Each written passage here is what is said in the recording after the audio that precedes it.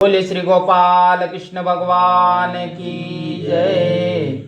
श्री भगवान जी बोले कि है अर्जुन, इस संसार में एक अविनाशी अश्वत्थ है।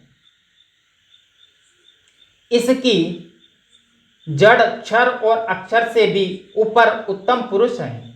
इसकी शाखाएं हिरण्यगर्भ से लेकर कीट पतंग आदि नीचे की ओर फैली हैं।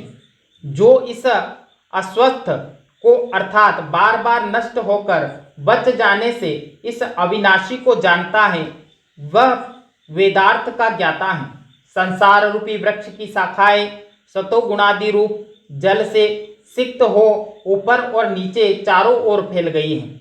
इनमें इंद्रियों के शब्द रूप रस आदि विषय नई कोपलों के समान है और मनुष्य लोक में भी भले बुरे कर्मों के अनुसार मूल फैले हुए हैं। जो सात्विक कर्म करता है वह उत्तम गति को प्राप्त होता और जो तामस कर्म करता है वह पशु आदि योनि में नीचे के लोकों में वास करता है। यही वृक्ष की शाखाओं का नीचे और ऊपर फैलना है। इसके रूप का ज्ञान नहीं होता, इसका आदि अंत जानने में नहीं आ सकता और न इसकी स्थिति को ही कोई जान सकता। इस दृढ़ मूल वाले वृक्ष को अहम और मम के त्याग रूप दृढ़ शस्त्र से काटकर तदंतर संसार के मूल कारण स्वरूप ईश्वर पद की खोज करनी चाहिए, जिस पद को प्राप्त होकर फिर संसार में आवागमन नहीं होता।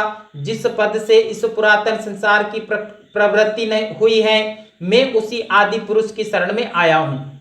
यह कह उस पद की खोज किया करें जिनको मान अपमान या मोह नहीं है, जिनको स्त्री पुत्र आदि में आसक्ति नहीं है, जो सदा अध्यात्म ज्ञान में लीन रहते हैं, जिनकी सांसारिक वासना दूर हो गई है, जो सुख दुख शीत उष्ण हानि लाभ आदि द्वंद्वों से मुक्त हो गए हैं, वे ही ज्ञानी उस अव्यय पद को पाते हैं। है अर्जुन, जिसे सूर्य चंद्रमा और अग्नि प्रकाशित नहीं करते और जिस पद को प्राप्त होकर संसार में आना जाना छूट जाता है, वही हमारा श्रेष्ठ धाम है। जीवलोक में यह जीव मेरा ही अंश है। अविद्या के कारण संसारी कहलाने वाला जीव सुषुप्ति तथा प्रलय के समय प्रकृति में लीन मन और 5 इंद्रियों इन छहों को सांसारिक भोगों के लिए खींचता है। जब यह दूसरी देह को धारण करता है अथवा वर्तमान देह को छोड़ता है, तब अपनी प्रथम देह के मन और इंद्रियों को साथ लेकर दूसरे शरीर में ऐसे प्रवेश करता है, जैसे वायु पुष्प की गंध को लेकर अन्य स्थानों पर लेकर चली जाती है। सब जीव कान आंख त्वचा जीवा नासिका और मन इन सब के आश्रय से विषयों को भोगते हैं। यह जीव इस गुण युक्त देह को कैसे छोड़ता है और दूसरी देह में रहकर विषयों का उपभोग कैसे करता है, इन बातों को मूढ़ मनुष्य नहीं देख सकते। वे ही देख सकते हैं जिनके ज्ञान नेत्र खुल गए हैं। योगी जन समाधिस्थ होकर यत्न करते हुए अंतःकरण में वर्तमान इस आत्मा को देखते हैं और मलिन अंतःकरण वाले अविवेकी यत्न करने पर भी इसके स्वरूप को नहीं देख सकते। सूर्य का जो तेज सारे संसार को प्रकाशित करता है और जो तेज चंद्रमा और अग्नि में है, उसको मेरा ही तेज जानो। मैं ही पृथ्वी में प्रवेश करके अपने प्रभाव से सब चराचर प्राणियों को धारण करता हूँ और रसात्मक सोम होकर संपूर्ण औषधियों को पुष्ट करता हूँ।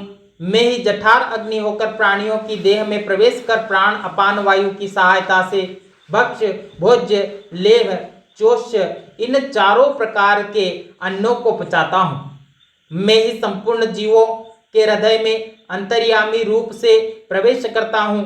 मेरे ही द्वारा पहले किए हुए विषयों का स्मरण और इन सब का अभाव होता है। मैं ही सब वेदों से जानने योग्य हूँ और मैं ही वेदांत कर्ता तथा वेदों को जानने वाला हूँ। इस लोक में क्षर व अक्षर 2 प्रकार के पुरुष हैं। इनमें जो देहधारी हैं वे क्षर हैं और जो नाश रहित हैं वे अक्षर हैं। इन दोनों से भिन्न एक उत्तम पुरुष है जिसे परमात्मा कहते हैं। वही अविनाशी ईश्वर तीनों लोकों में प्रवेश करके तीनों लोकों का पालन करता है।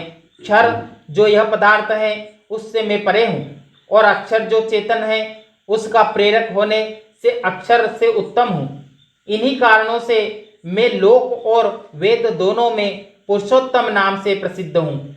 हे भारत, जो बुद्धिमान पुरुष मोह को त्याग कर मुझको इस भांति पुरुषोत्तम जानता है वह सब भांति से मुझको बचता है निष्पाप। इस प्रकार अति गुप्त शास्त्र मैंने तुझे सुनाया। हे भारत, इसे जानकर मनुष्य बुद्धिमान और कृत्य हो जाता है। इति श्रीमद् भगवद गीता 15वां अध्याय समाप्त। बोले श्री गोपाल कृष्ण भगवान की। 15वें अध्याय